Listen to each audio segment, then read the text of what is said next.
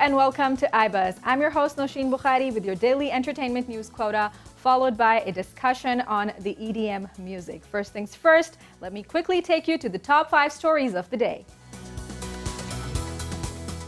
Husband pays tribute to Helen McCrory, who died at the age of 57, says she was meteor in our life.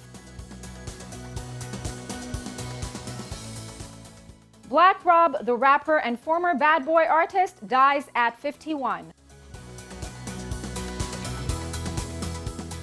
Idols as pop rock icons win week 7 of Your Face Sounds Familiar. Mark Anthony worldwide virtual concert fails due to technical problems. And 13.6 million people watched Prince Philip's funeral in UK. And now coming to our top story of the day, the Duke of Edinburgh's funeral was watched by more than 13 million television viewers in the UK. Overnight figures showed. The 1-hour service was viewed by 11 million people on the BBC, 2.1 million on ITV, and around 450,000 on Sky. The figures are from the official BARB overnight averages for between 3 p.m. and 4 p.m. BST Saturday. As well as television coverage, the Windsor service was broadcast on radio and several YouTube channels. To discuss this further, we have Joshua Rahm from UK, who happens to be an entertainment correspondent. Welcome to the show, Joshua. Thank you very much. So, Joshua, very hard times for the royals, especially after the Meghan and Harry chapter. Do you think that the royals are dealing with a very serious pressure right now after the Duke has also passed away in the recent scenario? Well, I'm not sure if it's pressure as such. I think they're going through a hard time as a family at the moment. I think it's been widely reported that the royal family knew for a good month that the Duke of Edinburgh was going to pass away. So I think Harry and Meghan, knowing this fact, decided to go ahead with their interview anyway. I think it's more of a internal turmoil as a family and just their family grief. But when it comes to the day-to-day business of the royal family, I don't think they're under any more pressure as they would usually be. It's just a very difficult time for them personally as a family. Right. So 11.2 million viewership on TV. Do you think that this increased viewership was a sign of sympathy towards the Queen and the royal family, again, keeping the recent Harry and Meghan chapter in mind? Well, I actually heard the viewing figures were over 13 million people in the UK. 11 million people watched on the BBC, and a further over 1 million watched on other channels such as Sky News or ITV News. I think, yes, there was sympathy. However, the Duke of Edinburgh was a very important figure to the country in terms of its artistic scene, in terms of its sporting scene. The royal family contribute to all different parts of life here in the UK. The Duke of Edinburgh was a very public figure, was a very well-known figure.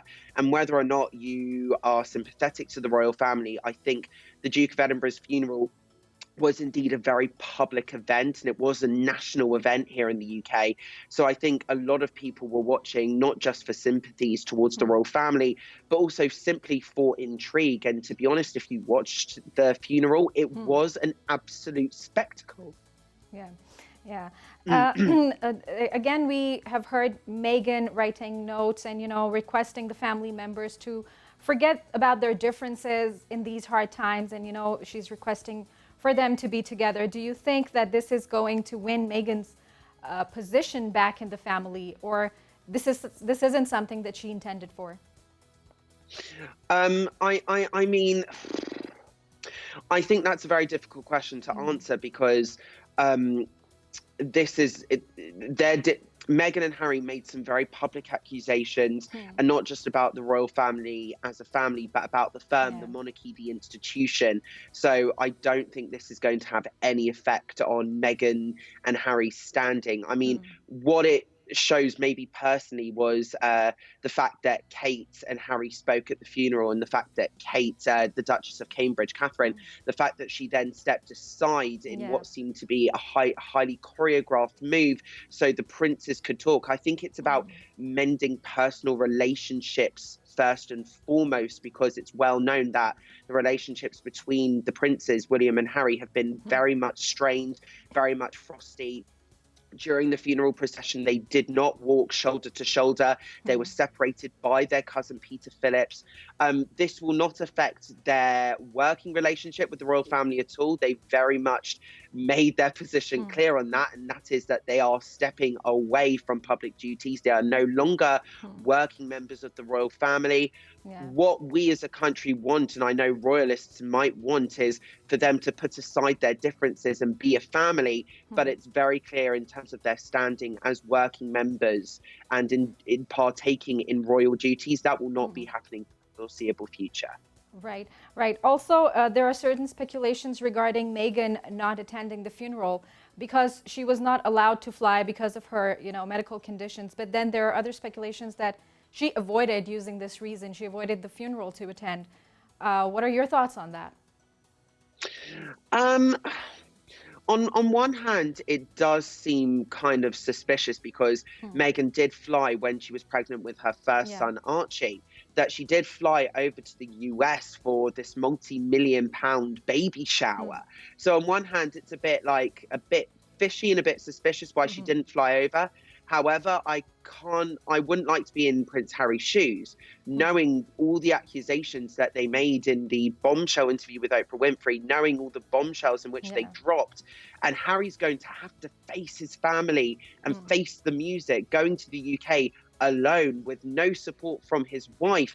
I could imagine that Meghan might have wanted to have been there to support Harry, and I'm sure Harry would have liked Meghan to be there to support him as well. I'm sure he didn't want to face the music alone, and I'm sure for Harry it was a very difficult move, especially because this is his grandfather's funeral, and especially during that interview, he made absolutely no attempt to hide the fact that he is very disconnected from his family in terms of his brother and his father, especially his father. He says that he felt very let down by Prince Charles. So I can't imagine Harry wanting to face that music and face his family alone without Meghan's support. And I'm sure Meghan also would have wanted to have been there for Harry.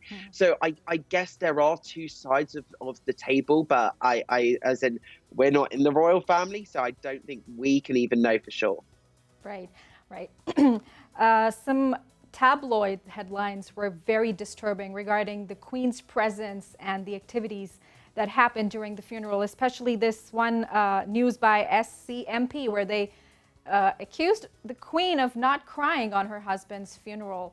Do you think that there is a special reason for these royals to be a constant target of these tabloids? Well, I think it's difficult because when you're in that sort of public position, the royals aren't just celebrities. They are part of the UK's constitutional makeup. So it's very difficult. They're always going to be criticised. I must say the tabloids in the UK have actually been very sympathetic towards the Queen, particularly The Sun, the Daily Mail. I think it's the country as a whole in the UK. We're actually much more heartbroken for the Queen, especially, that image of her sitting alone in that pool, not being able to sit with anybody. The Queen has been a very stoic figure all of her life. She's hardly put a foot wrong. And I think she is deeply upset at the moment. This is her husband of over 70 years. He's the Duke of Edinburgh is the longest serving British consort. So it's not about crying. And I know the tabloids in this country, there's certainly been no criticism about the Queen not crying. If anything, there's been nothing but praise for the Queen because she's always been a stoic figure. And I think she's wanted to portray this image of her being this kind of stoic figure, to be this kind of not stiff upper lip British, but definitely standing tall amidst all of this grief. The royal family, I know, are rallying around the monarch at the moment. But what I also think it is, during the coronavirus pandemic, this Yeah. country has known tragedy. And it's similar to World War II, because in the World War II, Buckingham Palace was bombed, and the royal family then came out and said, now we can look the East End in the face. And I think the Queen, she has always felt her country. She's always felt her country's mood. She's always been very astute in that manner, and has always judged the country's mood and its people very, very well. And I think what this funeral has showed, this has showed that the Queen has not been left out of tragedy, and in the same way in which the country suffered and the country's felt loss from the coronavirus pandemic, the Queen and the royal family now feel that too. And although Prince Philip didn't die of coronavirus, they still feel the loss of this very important figure, not just for the country's constitutional makeup, not just this working model of the royal family, but also they've lost a father, a husband, a grandfather, a great-grandfather. So it's a very personal figure to them too. And I think it exemplifies the suffering that this country has gone through. And I think the Queen and the royal family can now relate to that. Right, right. And Josh, do you think that the family fabric of the royals is now endangered because the Duke had been playing his role? Of course, he was not only the husband to Queen Elizabeth, but he was the support system for the entire family. Do you think that things are not going to be the same and there's going to be a huge void in the family now? No, I don't think there's going to be a void, because there's always other family members to step up. I know Prince Charles now, he's going to be taking a more senior role in the royal family. He's going to be burdened with more responsibilities. It's been reported that, as well as being the Prince of Wales and the Duke of Cornwall, he's now also going to be the Duke of Edinburgh as well, the most senior member of the royal family. And as I mentioned previously in the interview, the family are going to rally round the Queen, are going to rally round the monarch. And especially as well, Prince Philip also retired previously from public life as such. This doesn't change anything in terms of the way the royal family works. And the Queen as well, she's going to go through an 8-day mourning period, and then she intends to get right back to work. So this isn't going to change anything. Right. It just means personally the country is mourning the death of a figure who was very loved, and the royal family are mourning a family figure. Josh, thank you very much indeed. Thank you very much. And it's time for some other stories and their details. Everyone's favorite Aunt Polly from Peaky Blinders has passed away at the age of 52. Helen McCrory. Her husband paid tribute to her fearlessness, wit, curiosity, talent, and beauty after the actress died of cancer. Damian Lewis, who met McCrory on stage at London's Almeida Theatre in 2003, wrote in the Sunday Times that she has been utterly heroic in her illness. She's shone more brightly in the last months than you would have imagined. Even the brightest star could shine, he said. McCrory died on Friday and is survived by Lewis and their 2 children. Blackrob, the New York City rapper formerly part of Sean Diddy combo Bad Boy label, has died, according to his former label mate, Mark Carey. He was 51. Idols as pop rock icons win week 7 of Your Face Sounds Familiar. Idol Philippines alumni Lucas Garcia, Mati Juniosa, and Enzo Almario, collectively known as Idols, were named the 7th weekly winner in Sunday's episode of Your Face Sounds Familiar. The trio's transformation as rock icons Bryan Adams, Rod Stewart, and Sting received praise from both the jury and their fellow contestants. Mark Anthony fans were none too pleased when they paid for a concert on Saturday, but there were massive technical problems. Some of them waited 3 hours before Mark finally pulled the plug. The concert was supposed to stream out of folks in 85 countries, but there wasn't a frame of video to show for it. Mark posted his apology that he is deeply sorry for this technology failure that unfortunately was out of control.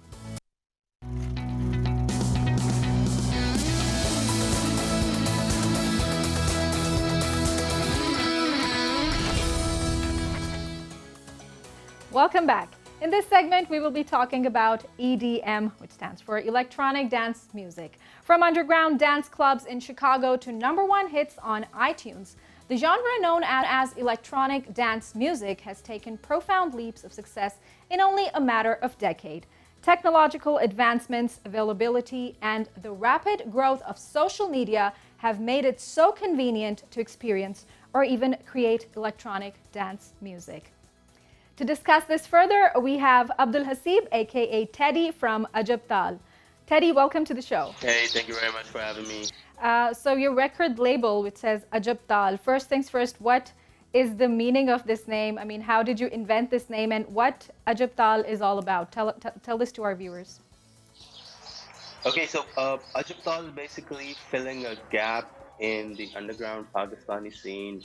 The name came up. We came up with some friends, and Ajab is basically it's a Punjabi term where Ajab is basically ajeeb or unique or obscure. Right. So unchanted, unique, and obscure sounds is what it means. And it basically was to fill in the gap in the Pakistani underground scene where a lot of young musicians were coming up, and we basically wanted to portray the underground aspect of house music, and Right. a lot of different genres fall under house music. And we basically wanted to bring out new DJs, new producers, and put their music out on all major platforms, sign them, and ask people to actually come up with their original production so that the world can see Pakistan on its map. Right, right. So there are like no remixes that your DJs work on? I'm sorry, can you say that again? Yeah. So do your DJs work on the remixes, or it is only the original music that they play on this platform? Okay, so a DJ is basically who mixes different sounds and different tracks. On this platform, we have a variety. We have producers who come up with their original stuff. You can check us out on SoundCloud.com. You can check us out on YouTube. Right. Then we have producers and DJs who also mix other people's productions, who also makes remixes and edits. We have released all their stuff either on SoundCloud or our Beatport, YouTube, Spotify, and all major platforms. Right, right. And Teddy, tell us about the present condition of EDM musicians in Pakistan and how do they promote their work? Okay, so it's really bad because being an Islamic country, we cannot.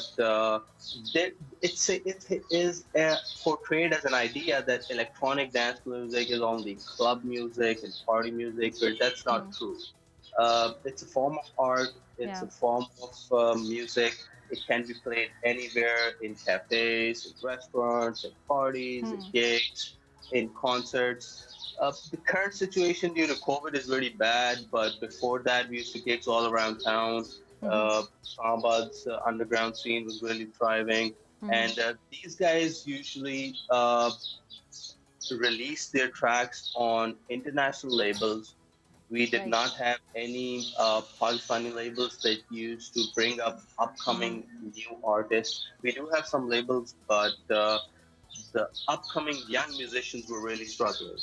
So we made this label for them to showcase their art, and they're using their Mixcloud channels, SoundCloud channels, YouTube channels.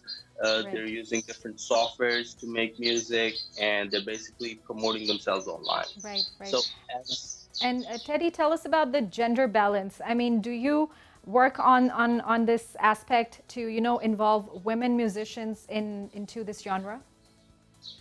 absolutely, this is a hard. This genre is really hard work. Right. Playing an instrument is even harder. But recently, Germany has announced that DJs are also musicians, and their work is also an art. It's Right. not just playing around. So as far as women are concerned, there are very few in this Mm-hmm. country that do this, but we encourage them. Uh, we have one artist upcoming that is actually a producer. I have not Mm-hmm. met any female producer of Right. electronic music in this country. So Mm-hmm. she's coming up. We're releasing her track, and that's going to be a first. Right, right. What do you think, what measures can we take to improve the condition of EDM and the musicians here in Pakistan? You need to have more gigs on a personal level.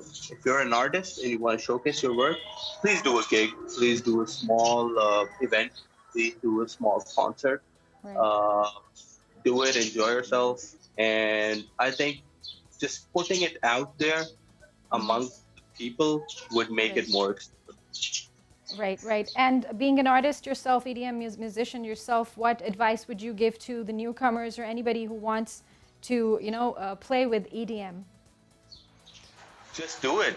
If you need any help, Mm-hmm. we have our email on our SoundCloud. If you want to learn, uh, we can help you do that. If you want some equipment, just go online, search, just do it. I would recommend if you're bad at it, if you're Mm-hmm. learning, if you're struggling, just go out there and do it. Play Right, for people, play for your right. friends, play for your community.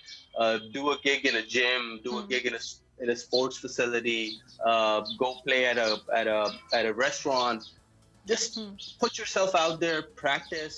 You can learn anything on the internet, and Right, just be yourself right. and play what you feel like. Right. And Teddy, what sort of platforms do you expect for EDM in Pakistan? Because we do see Tomorrowland, festivals like Tomorrowland, and then there are like a lot of online festivals happening right now to support these artists and, to keep the car running. So what do you think that what can be done here to promote EDM, especially during these times of pandemic? I think artists should stream online Mm-hmm. currently, and when the pandemic is loose down, we're out of lockdown, Mm-hmm. they should bring it out in public spaces, Right. in parks, play in like I said, play in restaurants, Right. do gigs, do concerts. And what are the recommended softwares that you use? I mean, do you buy them? Do you download them? How do you work with the softwares? Okay, so there are two kinds of softwares. One is a mixing software where Mm-hmm. you mix two or four tracks, and then Mm-hmm. there's a production software. Right. I would really recommend if you're a beginner to go with Virtual DJ Mm-hmm. or Tractor as mixing software. Mm-hmm. And if you are more into production, I Right. would recommend Fruity Loops or Ableton Live Right. as a production software. Right. Right. And Teddy, tell us about your plans to promote your work on international scale. I mean, do you see yourself in a bigger picture? Yeah, so I see a lot of potential in it, but since we're learning, we cannot Mm-hmm. compete on that level of international artists. Mm-hmm. But we do have some big names. They have big releases on international artists. But Mm-hmm. first, we need to work on our skill in this country. Right. First, we need to promote this here before we take it on international levels. Right. And any artist out there who want to showcase their work, Mm-hmm. he can send Ajapal an email with his work. Mm-hmm. We will go through it and definitely release it on all major platforms where people actually buy your music. Right. So we are all up against non-piracy. Right. Right. Right. Teddy, thank you very much indeed for your time. Thank you for having me. That was Teddy on EDM situation in Pakistan and around the globe. And that is it from today's episode. We hope you liked it. Do share your feedback on the social media links mentioned down below. We'll see you again. Until that time, take care and goodbye.